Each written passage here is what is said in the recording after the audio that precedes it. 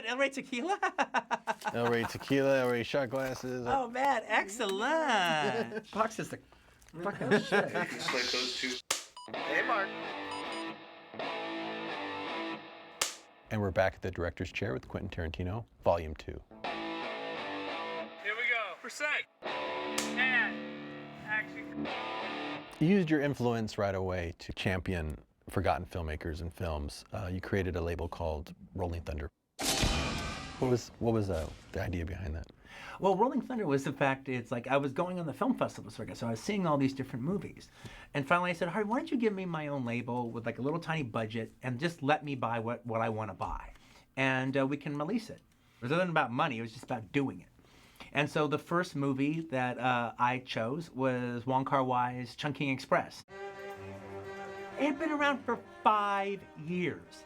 Nobody wanted it. It was already on video in the Chinatown markets. And then we made almost every top 10 list that year. Right. With Chungking and set up Wong Kar-wai as an art house darling from that point on. But I was also picking up older movies, trying to present them in a different light. I was a big Jack Hill fan, and so we released Switchblade Sisters because I saw how well it played with audiences. Frankly, the idea I had for Rolling Thunder as this film distribution label has finally found its perfect home as an entire cable channel, all right, showing the movies you guys show. El Rey Network Grindhouse Fridays presents Five Fingers of Death, Switchblade Sisters, Rolling Thunder. As if you made that network just for me and me alone. Well, that's one thing you've always been fantastic about, is just curating the content. El Rey's like that cool friend, like you are to me, who says, this is what you should see because, and this is the reason, and this is why you're watching it. You'll be very pleased to know Gordon Liu Day was our biggest ratings day of all time. Oh, man, that was so cool you had Gordon Liu Day, when it was like, oh my God, 4 of them in a row, all Sunday. How awesome. Who would ever have thought you would turn on the television and have a professionally done Gordon Liu Day? I can program a Gordon Liu Day on my VCR. But to see it HD and project it that way, I mean, these are the movies you usually had to scrounge to find, or you'd have to know somebody like you to see them, stringing them up in 16 millimeter. And now here it is, you can see it. That is awesome. When you had to follow up Pulp Fiction, it overperforms. Was it harder to get the next thing going? How did you get past that? Because I get a lot of people who come to me and they're like, I did a video that I put on YouTube and it's got 50 million hits. And now I don't know how to follow that up. And I tell them your stories. Well, Quentin did Pulp Fiction. He didn't know that was coming. He just kept going. And then you break through. You got to put yourself in the mindset, where was I when I made that video? I wasn't thinking about 50 million hits. I was just doing what I do. And if you're trying to think about 50 million hits, well, you're just going to be doing sequels. You're never going to be able to get back into the headspace you were at where you created that. How did you get back into that headspace? And was it just, I know you were struggling with the fact that people are expecting Pulp Fiction 2. And if I don't make Pulp Fiction 2, they're going to be disappointed. So I'm like... Yeah, but they're never going to like Pulp Fiction 2. Yeah, so they're never going to like Pulp Fiction 2. So what do? How did you get past that? It was such a big success, I had to go underneath. Right. Let me do a more mature film. Let me do a more character-based film. Let me do a movie that people would expect from me when I was 45. Across 110th Street, pimps trying to catch a woman that's weak. If you had the chance to walk away with $500 million, would you take it? I had the rights to some Elmore Leonard books, and one of them was Rum Punch, which became Jackie Brown. So I've been a big Elmore Leonard fan, and I saw what I thought a lot of the Elmore Leonard adaptations go wrong. Is it's his long dialogues, it's his weird digressions. When you try to just streamline that and get to the point, well, now you lose all the flavor that his books had. Right. I had the situation that I could let them talk and let them be kind of Shaggy Dog stories. My only structural things that I did that were different was changing Jackie, who was white, to black. I just thought, who can be a woman in her late 40s? You could tell she used to be really beautiful, still is, and you kind of feel she could handle anything. Why? That sounds like Pam Grier to me. Jackie Brown, if I have to tell you to shut up one more time, I'm gonna shut you up. Booyah.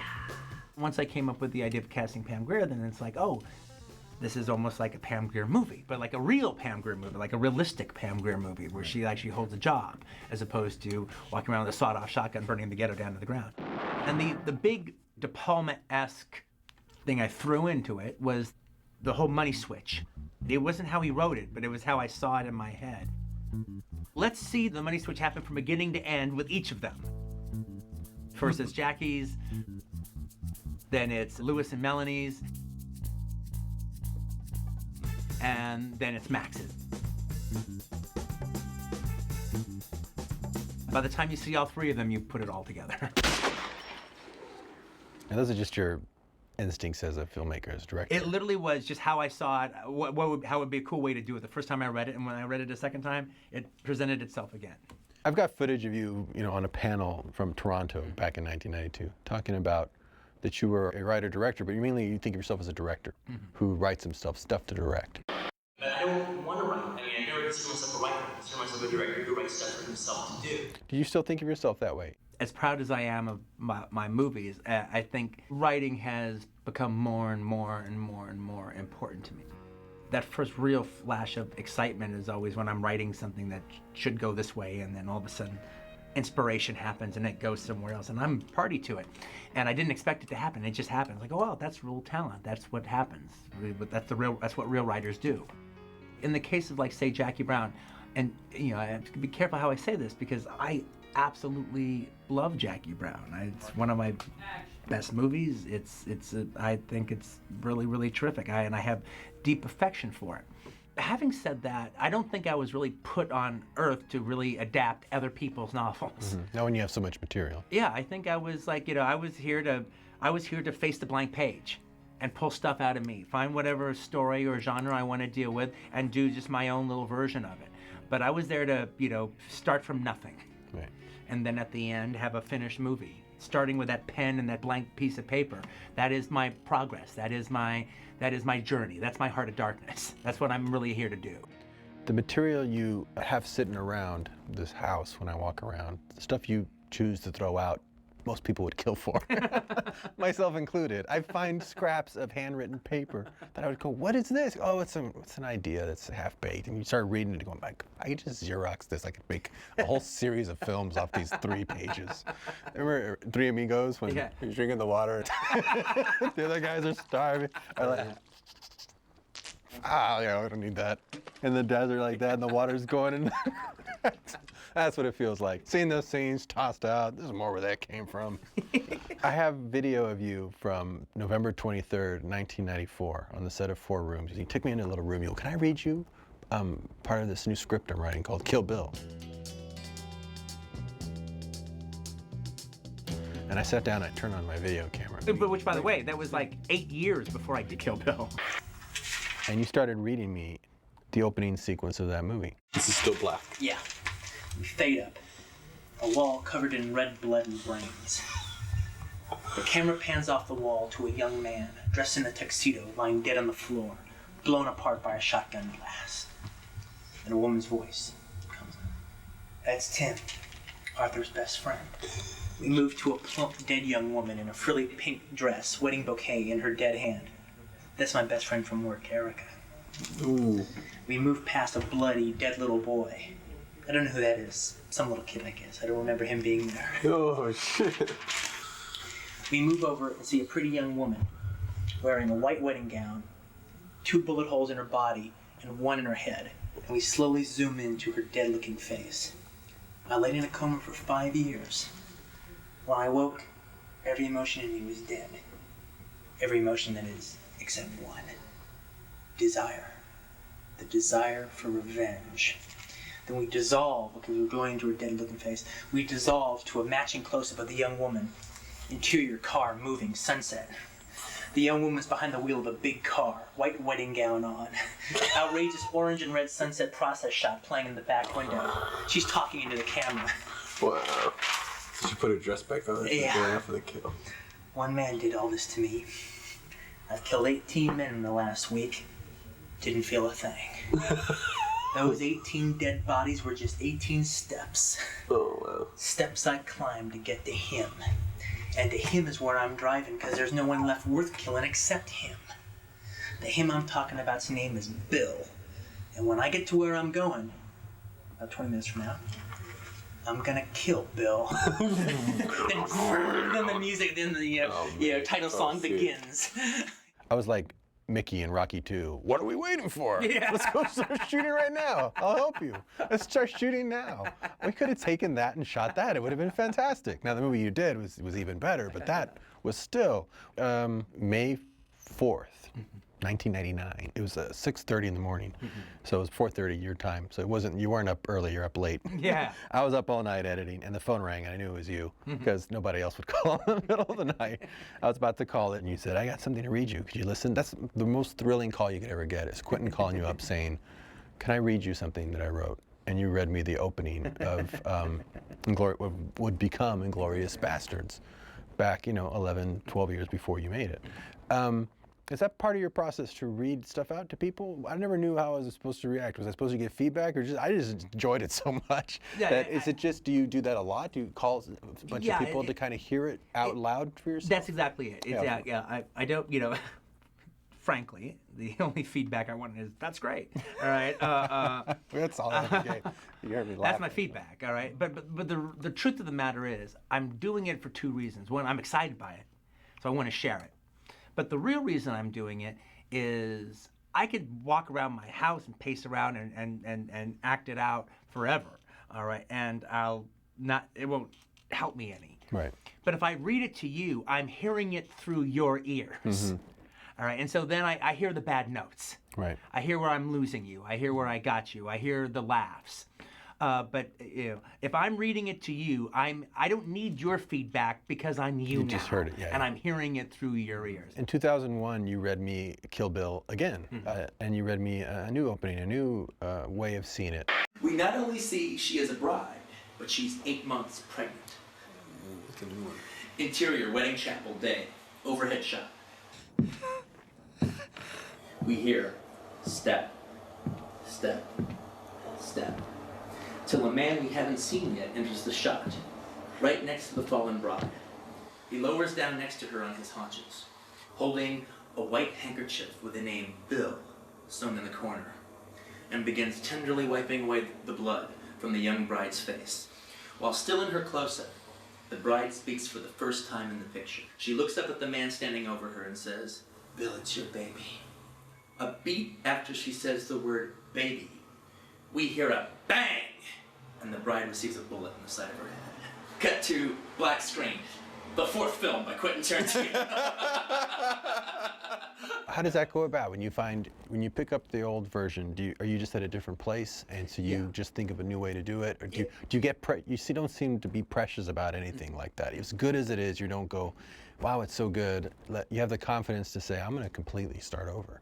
By the time I was ready to do Kill Bill again, well, now I had some different concerns. Now I had other things I wanted to do. So I still like the idea. Still like the idea of Uma. Still like the idea of her being an assassin. Still like that whole revenge story structure. But now I had different fish to fry. Right. I think the first story was more Femme Nikita-ish. So now, when you came back, you reimagined it, and what made it become this thing where it was Yakuza, it was a samurai movie, it was anime, it was a spaghetti western. I think at the time you said, all these tools that I've seen, and they're kind of in my toolbox. I can use any of them. Anything that's a visual language, whether it's from a comic book or a movie, I should feel free to use it. That was my goal. Kill Bill as one unit. Not Kill Bill 1 and 2, but Kill Bill as the way I wrote it and the way I shot it. Action! That's my vision to the utmost.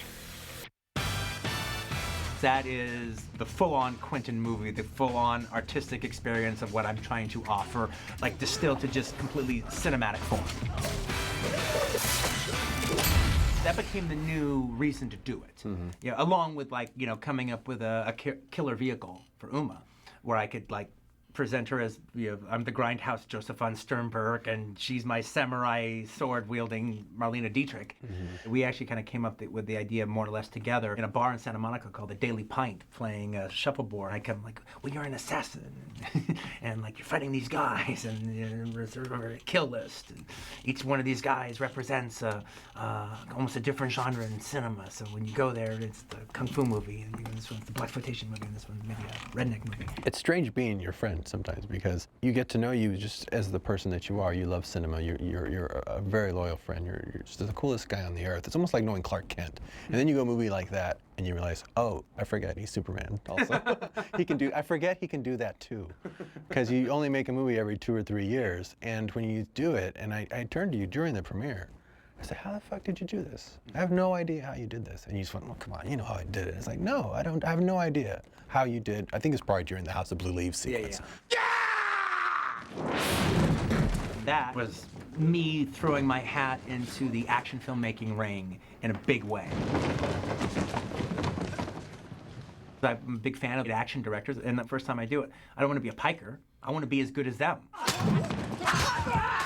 I mean, you were so painstaking in how you shot it. You shot it in Hong Kong. Yeah. You did it the way they would do it. I mean, you were there a long time to get it exactly. I mean, I think you even would shoot in one direction, get a shot, turn around, shoot the next cut, then turn around. Well, that's the Hong Kong way. Yeah. You know, the American way is like if Cover we're shooting, in one direction. yeah, if we're shooting in cover this the room, we cut the room in half and we do everything on this side first, and then we do everything on that side. And that was kind of how we first started doing some of the action, because that was the only way I knew how to do it, the American way.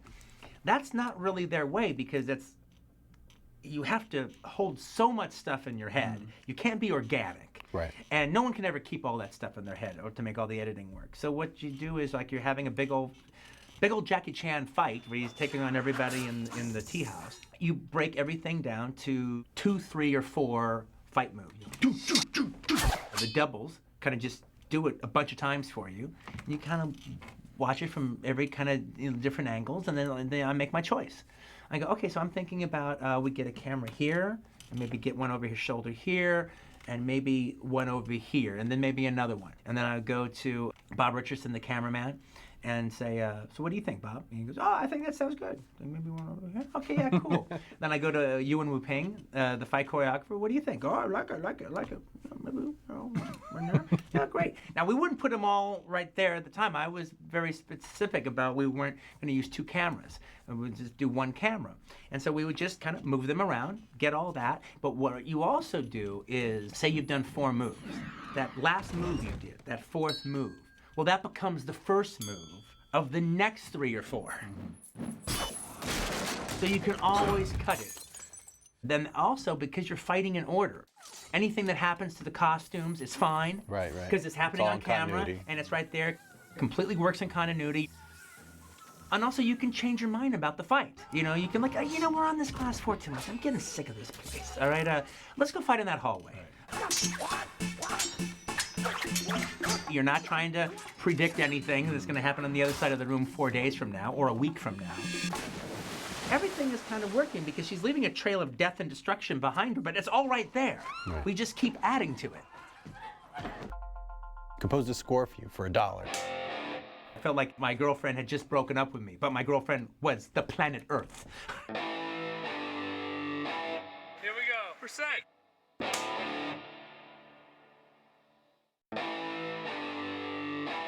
Here we go. Percent.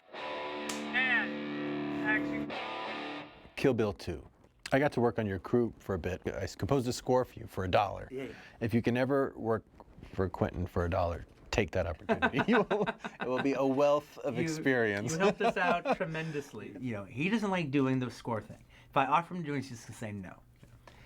If I do it for $1, he won't. He can't say no to that. And it's like, use it if you want. If you don't want it, throw it out. It'll be great practice for me. Yeah. Because I'll get the best footage in the world to make music to. Bang, bang! And I knew that the material that was going to be much more emotional and need music. You're dead, Mommy. So, die. But it's the only time Fascinating I've to actually work. really used like genuine original music where somebody was actually scoring scenes for me. But it was interesting, as a director, to go work for another director and sit and to see how much of the process is so inside your head. We sat in the room with people in the music spotting. We're thinking out loud, well, maybe we can do this, or well, I don't know, maybe this. You didn't really give a direct order, but you could see you were kind of still thinking of ideas. And I was writing furiously everything you said. No one else was writing anything down. And I said, after you left the room with him, you guys got to write everything he says. He's not going to remember that he just was thinking out loud. He's going to remember it that he gave an order. because he actually came up with the idea right then. I know, because I do that. I don't realize how I'm not really communicating orders sometimes. I kind of remember saying it in the room, but it was a what if. 3 months later, when it's not there, I'm going to say, where the hell is this? I asked for it. Yeah, you right. didn't ask for it. You mentioned it as a perhaps, but you're not going to remember it as a perhaps. So I was it was very much like, oh my God, now I can see why there's so much miscommunication. One, I don't give direct orders enough. And two, people don't write shit down. Right, They got to write shit down when I'm saying that stuff. Actually, Uwe said the same thing when we were doing Kill Bill, walking around with my first AD. It's like it's at the end of the day with the pizza and everything. Oh, well, yeah, maybe in the fight, then maybe they do this and do that, you know. She's like, hey, pizza face, put down the pizza, grab a fucking pen. He's fucking telling you what's going on. Literally, you're telling him. You didn't say do this, but you are. That was in your remembrance of the day. It was a direct order. And I still say that to my first AD because it's the same guy. Hey, pizza face, grab a fucking pen. So what can you tell me about Grindhouse?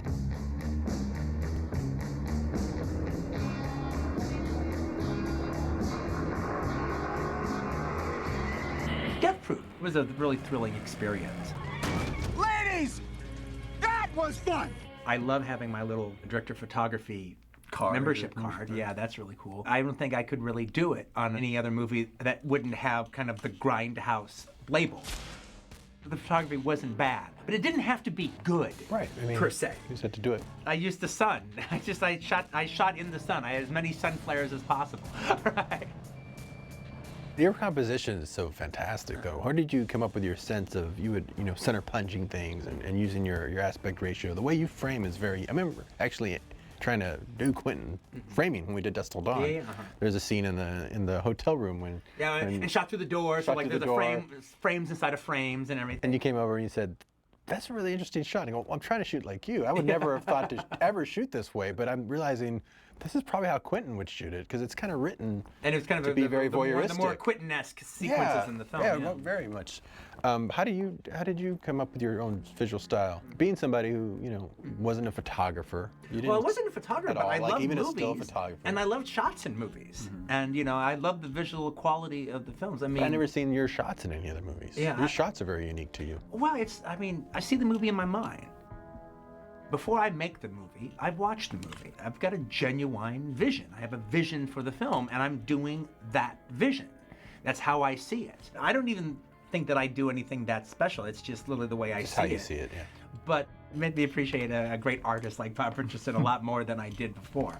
All right, I appreciated him before, but once you had to sit there and think about like exposure and yeah, exactly, or even like Bob doesn't have equipment in the shot. Like, hey, there's equipment in the shot. Move it out. Well, you're the cinematographer. Where do you suppose I put the light? Okay, we'll just leave it there. We'll erase it. Bob, I can say, move that shit. Right. I think at the end of the day, the reason I ended up shooting Grindhouse was basically just to impress Bob. All right, so he would take me a little more seriously on the next movie. It's freaking impressive. I mean, the action, the framing, it's you. So I think that was what thrills me the most when I see Death Proof, is that shot going with the legs.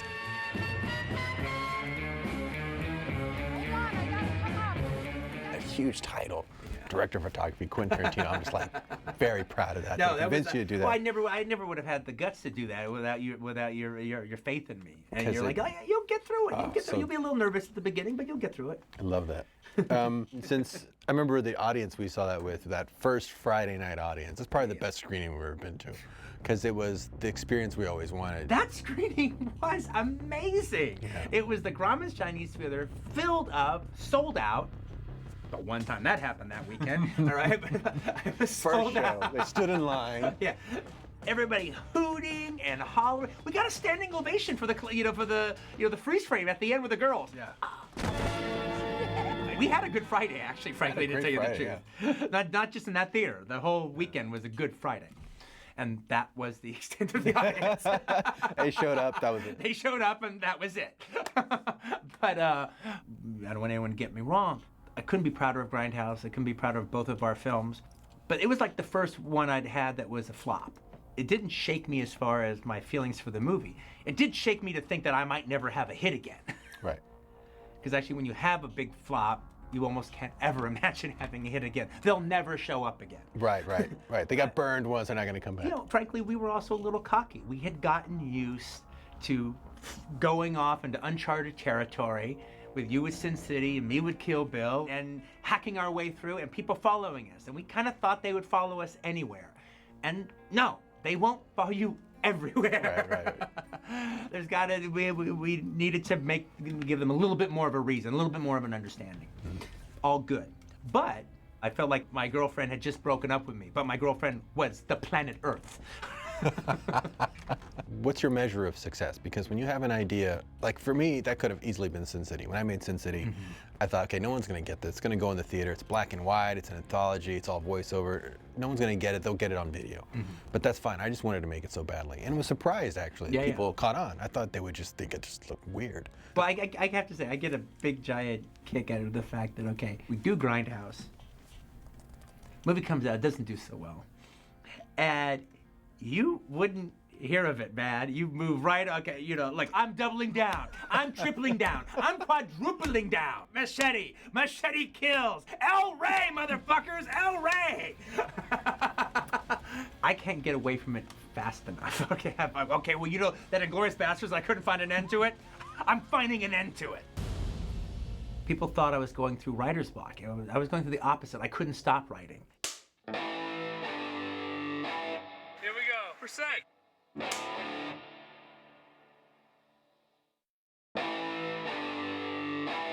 Here we go. Percent. And action. Inglourious Basterds. Tell me about that. After Jackie Brown, I put Kill Bill off to the side. And I started writing Inglourious Basterds, and that became this never-ending process because people thought I was going through writer's block. You know, I was going through the opposite. I couldn't stop writing. Right. I'd have a 100-page script and no end in sight. So I was trying to keep taming it, and I couldn't. Great material, you know, like that opening scene. I wrote that. That was the first thing I ever wrote.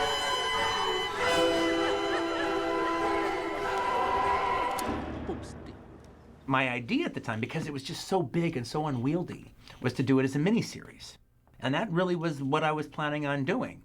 And you'd written a lot from that. Yeah, I'd written a lot. I mean, that's a hell of a lot of writing, though, I'd have to be doing for like a 6-hour miniseries. Yeah. And I'm at like the day before the day almost, where I'm getting ready to start that hard work. And Luc Besson was in town. Then we went out to dinner, me and him and his producer partner. And I'm telling him about my big miniseries, Inglourious Basterds, that I'm gonna do. And the producer guy is just like, oh yeah, Luc, that sounds awesome. That's the way to do it, Quentin. That's the way to do it. And Luc's like, yeah, I don't know. This is French. Well, what? What's the matter? I don't know. I mean, you know, you are one of the few filmmakers left out there that makes me want to leave my house and go to a cinema and sit in the cinema and watch it on the screen. Anybody else, I'll watch the DVD. I can see it on TV. It'd be fine. I'm good. But more, you know, you make me want to leave the house and go see cinema. And now you tell me I'm going to have to wait 4 years, 5 years before I can do that again? I'm sorry. I'm not so excited. Oh, funny. And you know, every once in a while, somebody tells you something, somebody says something to you that you can never unhear. Right. And once he said that, I couldn't unhear it. And I kept thinking about it, and I kept thinking about it, and I kept thinking about it. This is my time to do movies. Let me try one more time to make it a movie. Don't just throw up my hands and say I give up and make this incredibly sprawling epic. Let me try one more time. And that was the movie. And it was so fast. I mean, you did that very quickly, considering how usually your movies go, even the fast ones. Well, there was again, I was coming off of a flop. I had to prove myself. There's a silver lining to everything. There really. Oh, and but it made me want to tame myself. I wasn't quite so effing sure about myself. I had to really make this into a movie. I mean, I just think you were still so bold, considering that you came off of Grindhouse. to go in, and what you did was it's a bold film. I mean, you went full on. I wouldn't be surprised if 20 years from now, Inglourious Basterds is probably like the one they talk about the most. Right. I think this just might be my masterpiece. Django Unchained. Django, have you always been alone? I had the idea of doing a movie where a slave becomes a bounty hunter for a long, long time. And I even had the name Django Unchained for a long, long, long time. And it happened kind of completely all on its own. I was doing the press on Inglourious Basterds. I've been going around the world, banging the drum on that. And one of the last areas we opened up theatrically, commercially, was Japan. Spaghetti westerns are still really popular in Japan. They call them macaroni westerns. They have almost all the soundtracks available on DVD. And I find out that there's this one soundtrack store that just specializes in nothing but soundtracks. That's my kind of store. All right? So go there on my day off, buy a buttload of stuff. You know, it's like Christmas in July. So happy. Get a little record player, go back to my hotel room, and it's my day off. I'm just listening to the soundtracks. I'm just playing all these great composers. Morricone, Riz Ortani, Luis Bacalov. And then the first scene, literally what's in the movie, the first scene of Django comes to me. He's on the chain gang, slaves walking in unison. It's cold breath. And then Schultz just showing up in the distance with his lantern, and then the whole scene happens. Who's that stumbling around in the dark? I'm Dr. King Schultz. This is my horse, Fritz. And the next thing I know, I'm writing it. And I don't even have my notebook or my crap with me. I'm just like using the hotel stationery. And in just this fevered thing, I write out that first scene. I just get the characters talking to each other. They do the whole thing, boom. What's your name?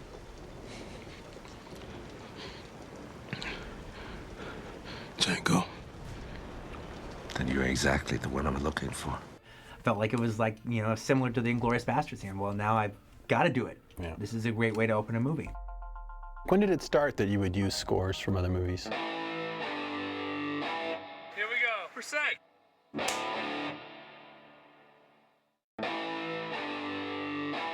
Here we go. For sec.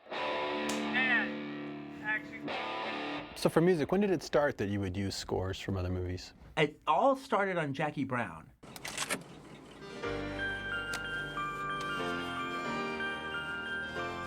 Harvey Weinstein was like, there's not enough music in it. I think you really need to Hire a put a composer. score. I think you need to hire. Like, oh, it's too late, Harvey. We've just gone too far. I'm not going to hire some guy that could write a score in the next 4 days. That's not how I'm going to do a movie. You know, the first time I work with a composer. Yep.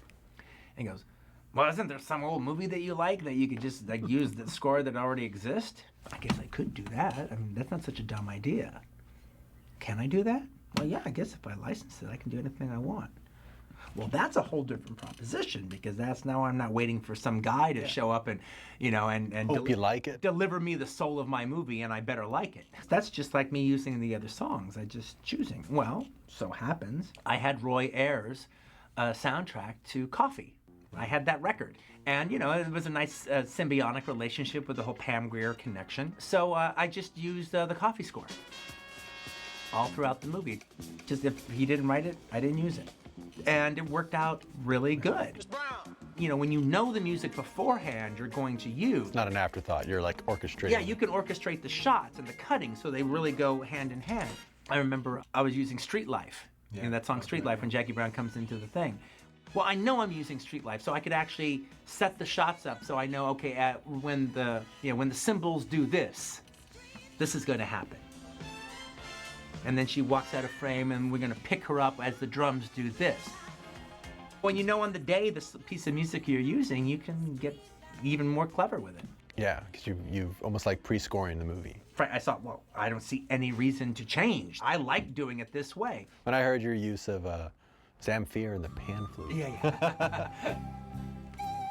Jerry Goldsmith's Under Fire. Yeah, yeah. It's never been used better, even in Under Fire. That's the way you used it in Django. It's fantastic. I've been waiting for years. That's always been one of my actually favorite soundtracks. And that's my favorite Jerry Goldsmith soundtrack, and that's saying a hell of a lot. And I refuse to shorten it too. Yeah, because if you shorten it, it builds so wonderfully that you're able to put it in the movie and use it the correct way to really build that. That's what I really loved about it. I kept waiting for the edit. Yeah. Because I know that piece really well. Right, yeah. And it's like he's gonna have to cut it, and you don't, and it's so cathartic. And everyone kept talking about, well, we need to shorten it down, you know, because it's a big long movie. They need to shorten it down. And then from time to time, people would talk about, well, what about that trip to Candyland? Does it need to be so long? And I never said no, but I just would never take anything out of there. Good. On September 28th, 1993, I visited the set of Pulp Fiction. It was the day that you were playing Jimmy. You're in your robe. But Sonny Chiba was there that day too. I remember you having lunch with him and telling him, we're going to do something together. We're going to do something together. And I remember looking at Sonny and just going, I got to meet him and just thinking, wow, I wonder if Quentin will ever get the chance to make something for him.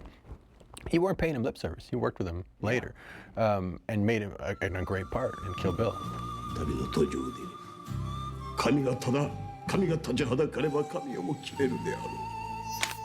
In your mind, so do you catalog some actors that you've always wanted to work with that you still would love to work with? And how do you keep track of some of these people? There's all these different actors that I grew up watching and loving and appreciating. And, you know, there's big actors I wanted to work with, but there's also people that I thought, you know, should be showcased more in American movies, like somebody like Sonny Chiba, or actors that I've always liked, like Robert Forster or Michael Parks, who I thought should have done better. Then I could give them an opportunity to give them a cool kind of scene that's not what they're used to doing now. And finding that little light in their eyes. One of my favorite quotes you gave me on directing was, sometimes being a good director is just being a good audience. You know, what pieces of advice would you give a filmmaker on how to work with actors? One, don't be intimidated by your actors. Don't be scared. You're there to find it together. But I actually think one of the best things that a film director today can do for an actor is not be stuck in Video Village. Not be watching it on a monitor, not be watching it on a TV set, sitting in a chair, oftentimes in a whole other room. Right. Than where the scene's taking place. I mean, that's a fairly new phenomenon, and it's completely taken over. And I mean, so much so that I really wouldn't want to be starting all over again as an actor with the directors watching my work from another room. Hey, do this. Do a camera left. Could you tell him to go and do a camera left? Right. I think you should be sitting right by the camera. Action. If you watch the acting right next to the camera, right in front of the actors, it's as if they are acting just and solely and utterly only for you. The rest of the crew doesn't matter. The audience later in the theater doesn't matter. It's a million miles away. Maybe it will never happen. They are acting only for you. When you're standing there by the camera, and they've all acting in front of you, when you say cut, they all turn and look at you. What do you think? Now that's what I'm talking about. Let's do one more like that. That was a great one. Cool. So this is a segment in the show called Questions from Other Directors. Here we go. For sec.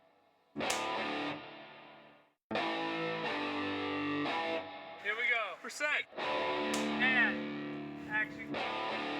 So this is a segment in the show called Questions from Other Directors, where I put a call out to other directors to ask you questions. Joe Dante has a question for you. What's the most takes you've ever done on a movie? It was an effect take I was trying to do in Kill Bill. She's fighting the crazy 88, and we were doing it the old-fashioned way, the Shang-Chi way. You take a Chinese condom, and you fill it full of the phony blood, and the actors just have it in their hand. And so when you slice the sword, the actor like squeezes the Chinese condom, and the blood explodes, and it looks awesome. So the effect I was trying to do is the camera is like an over-the-shoulder behind one of the female crazy 88, and Uma has got her sword like slashing like her throat. And what the girl's supposed to do is she's got the condom full of blood in her hand, and she's supposed to clutch at her throat as she squeezes the condom. And so you never saw the throat slash itself because the camera was behind the girl's head. But after Uma does it and she grabs her throat, you're gonna see like the blood go. Every time we did it, the blood went down. Oh, geez. And never went that way. And so we kept doing it again, and doing it again. Take 22, take 23. We've changed her clothes 3 different times. Right. So now she's off for the 4th change. And I'm walking by myself, one of those dark moments of the soul. Do I say failure and move on? Or if I don't, how long is it gonna take? And and how far am I prepared to triple down on it? And I swear, it was as if Shang-Chi came to me and he said, Quentin, hang in there. You have no idea how long it takes. This is very difficult. It's gonna happen though. It has to happen one way or you're due. It's gonna go up at some point. You can't quit. Hang in there. Do it 6 more times. See what happens. And then, maybe the 5th time or so, then it finally did it the right way. So a good 30 takes. It was probably at 34. Wow. When are you gonna? Jackie Chan still has me beat though in Dragon Lord. That hacky sack thing was 1,000 takes. That was the most takes ever done. Guillermo del Toro has a question for you. Who, in your opinion, is the ultimate badass actor of all time? There's a lot of guys you could say, but I have to say right now, I'm in particularly right now, over the last few years, I've been on a real Lee Van Cleef kick. I mean, I really wish I could have worked with Lee Van Cleef in that 69, 70 time period. I don't know if you've ever noticed this or not. Lee Van Cleef is a dead ringer for Snoop Dogg. They look exactly alike. I mean, as if they are the same guy. Francis Ford Coppola asked him for a question for you. He said, even though all of your films, of course, reveal very much about you, would you ever consider making a film that depicts more about your own life, feelings, and times without that almost protective layer of genre? Would you ever think about doing that? I would think about doing that, but at the same time, though, I like that protective layer of genre. At the same time, I do know what he means, and I know where he's coming from, and I know the journey he's been on. That was part of his thing. I remember him thinking, I want to see people make a movie about, no one makes a movie about how they feel about their brother. Right. And that could be a very personal thing. The kind of things that you would imagine, little novels. Right. Being based on. And that's where he's going with it. And I think that's where he's going with that question. And right now, I really like taking my story, what I have to say, my tale, my little autobiographies, but sticking them in crazy genre worlds and having it reflect that way. Maybe when I get older, then I would be like, no, let's do this on the surface. This is about a guy in love, or this is about a guy who doesn't know what he wants to do, or this is about a guy who feels he's failed, or this is about a guy who didn't have kids and wishes he had kids now. I mean, maybe I want to tell that story later, but I don't want to tell it now. Now I want to be completely tell you the truth and be completely personal, but inside of a genre. I mean, Kill Bill was insanely personal.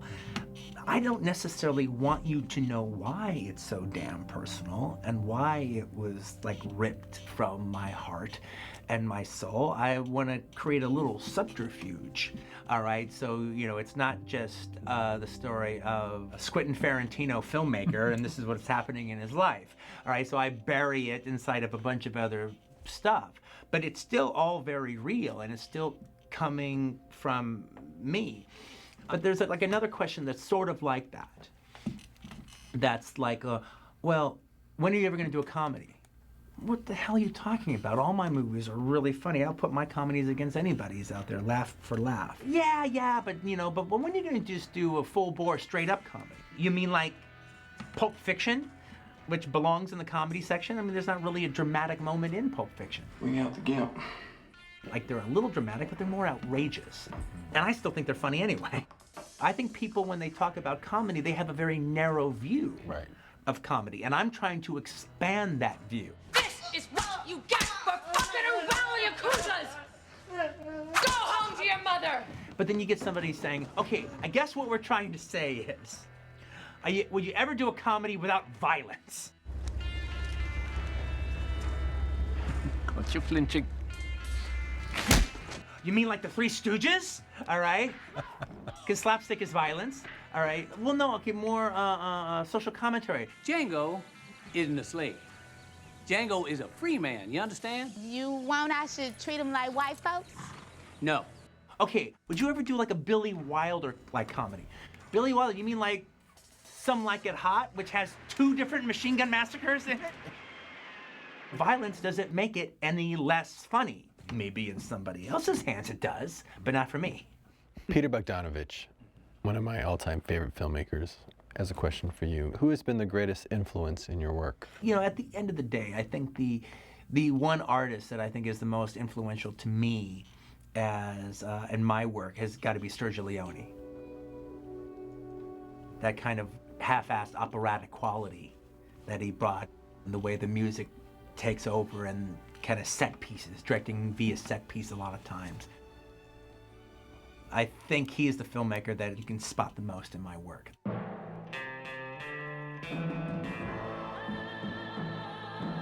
You know, that kind of operatic quality I'm trying to bring. Edgar Wright, how does it feel to have a style that audiences and critics can identify, and how important is it to create a body or work that is uniquely you? It feels magnificent. I wouldn't want it any other way. To be able to work in this art form at a level of genuine artist. And your filmography is not a hit or miss thing. You have a vision. Tell him fuck you to him, and then throw it to everybody all around you. You have a voice. You have a sound. And each new film is your new conversation. And each new film is what you have to add to the conversation. Kill the Nazis! And to actually have it be recognized. And not just by critics and not just by your fans, but by the world. The Palme d'Or For original screenplay. And the Oscar goes to Quentin Tarantino. Mr. Tarantino. That's playing the game at the highest level. That's Bobby Fischer chess. And everyone else is fucking around with checkers. Cool, let's do it one more time. Why? Because we love making movies. You're an inspiration to us all. You're a dear friend of mine and the El Rey Network. Yes. Very pleased to have you here with us today on the director's chair. Thank you, Seymour. It's my pleasure, mate. Thanks a bunch. Thanks, guys.